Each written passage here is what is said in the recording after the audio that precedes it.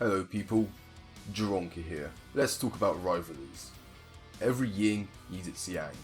Basically everything has a rival. But today, we'll be talking about the most important rivalry of them all. Fire versus ice. Winter versus summer. Canada versus Australia. Hot, the presence of thermal energy. And cold, the lack of thermal energy. Death Battle will finally put an end to this timeless conflict. First up, we have hot. When temperature rises, atoms and molecules move faster, causing them to heat each other, which then causes thermal energy, and a lot of that thermal energy makes something hot. But who cares about the science? Let's talk about what is hot. At 21 degrees Celsius, we have the standard room temperature. At 36 degrees, the temperature of a human, and just above that at 40, is the maximum recommended hot tub temperature. Doubling that, at 80 degrees, we have the average sauna temperature, and above that at 100 is when water boils. But these numbers are still child's play. Let's get a little bit higher. At around 900 degrees Celsius is the temperature of an average wood fire.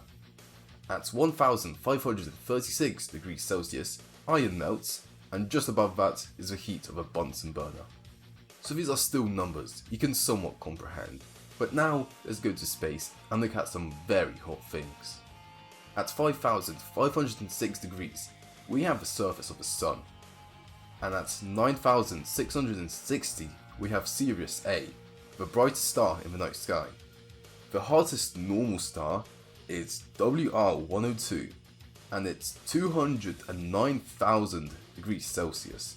And the hottest neutron star is PSR B0943 plus 10, and it's 3 million degrees Celsius. Okay, we've went quite high up, but let's look at the hottest thing. The hottest possible temperature matter can obtain is 1.4 decillion degrees Celsius, also called absolute hot. So, we've soared through the thermometers and found the limits of the concept of hot. We found out that's not something you want to mess with. Or you get burned or something, I don't know. Let's look at the other side of the spectrum. Cold. Scientifically, cold is basically just hot in reverse, where atoms move less and produce less heat. Let's look at some examples. At 0 degrees Celsius, water begins to freeze.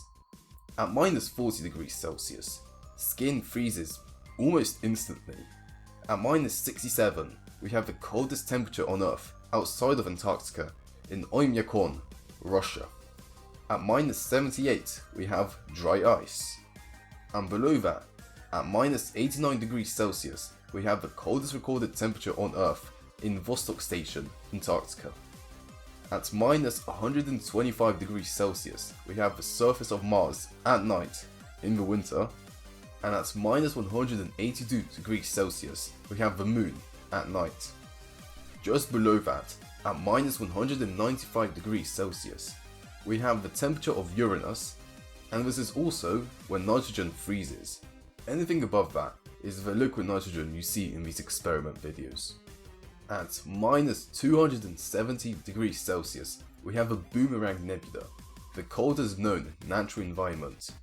At 38 picokelvin, we have the lowest temperature ever produced in a lab using the Rubidin-Bose-Einstein condensates.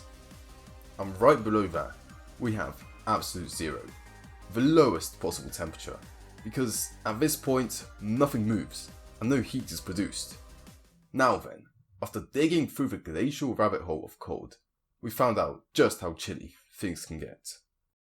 Or, you know, if you're older than 12, you already know the limits of cold, but hey, I need to make some sort of outro. Alright, I've analysed today's fighters. It's time for a death battle. Fight!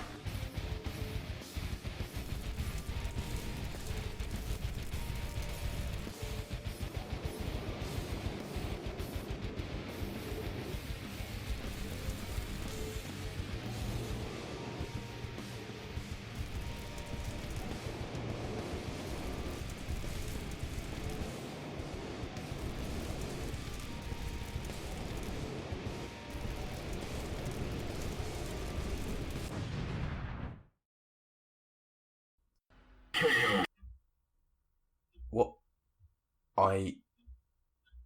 What the fuck happened? Who even won? Wait a second. Ah, okay. The winner is Big Chungus.